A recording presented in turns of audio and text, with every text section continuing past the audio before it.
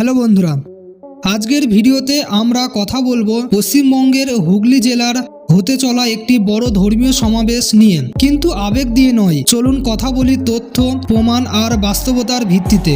পশ্চিমবঙ্গের হুগলি জেলার দাঁতপুর পুইনান এলাকায় একটি বড় মুসলিম ধর্মীয় সমাবেশ বিশ্ব ইজতেমা আয়োজন করা হচ্ছে। সোশ্যাল মিডিয়ায় এই নিয়ে বিভিন্ন রকম দাবি, ভয় ও প্রশ্ন ঘুরছে। কিন্তু প্রশ্ন হলো, এই দাবিগুলো কতটা তথ্যভিত্তিক? প্রাপ্ত তথ্য অনুযায়ী বিশ্ব ইজতেমা 2 জানুয়ারি থেকে শুরু হয়ে 5 জানুয়ারি পর্যন্ত চলার কথা, অর্থাৎ মোট 4 দিন ব্যাপী এই ধর্মীয় সমাবেশ অনুষ্ঠিত হওয়ার পরিকল্পনা রয়েছে।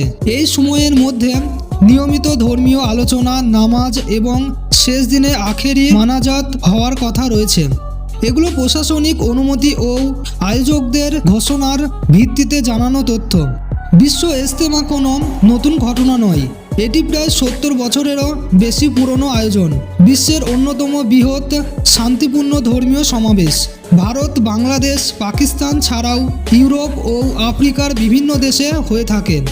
সরকারি ও আন্তর্জাতিক রিপোর্ট অনুযায়ী বিশ্ব ইজতেমার সঙ্গে সংগঠিত হিংসা বা রাজনৈতিক আন্দোলনের কোনো প্রমাণ পাওয়া যায় না।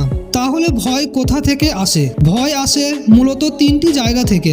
বড় জমায়েত দেখলে ভয়, ধর্মীয় পরিচয়ের সঙ্গে নিরাপত্তাকে জুড়ে দেওয়া, সোশ্যাল মিডিয়া যাচাই ছাড়া ছড়ানো তথ্য।